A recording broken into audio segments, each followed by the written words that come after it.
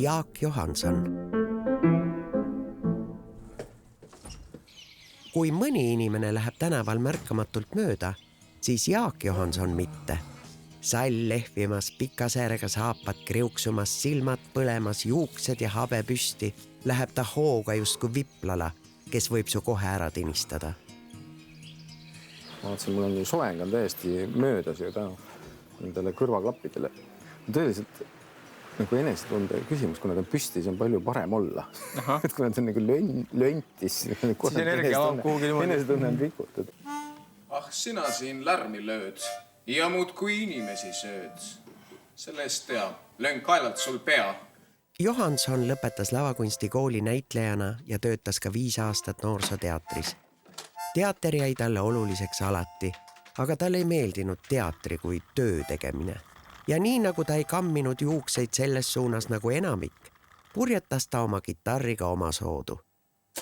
Kui me ütleksime neile, et me võiksime keelega keerata. Kirjutas tekste, teiste tekstidele viise, ümises ja laulis.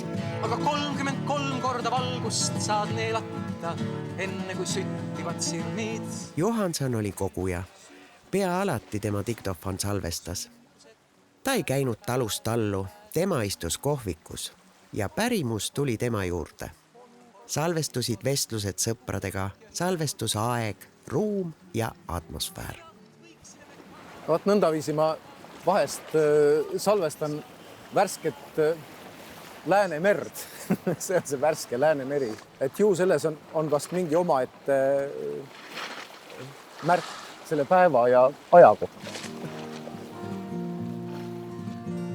80ndate lõpus, kui meie peavoolu lauljad laulavad Alo Mattiiseni Ei ole üksi ükski maa, korjab Johanson unenäost üles oma ärkamisaja laulu, mis purjetab minema koos mandritega.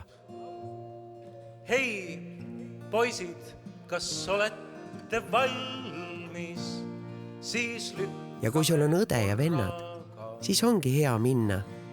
Peipsi koha pealt lükkame lahti selle väikese Maarjamaa. Hingata sisse ja hingata välja, sest maailm hakkab jälle peale.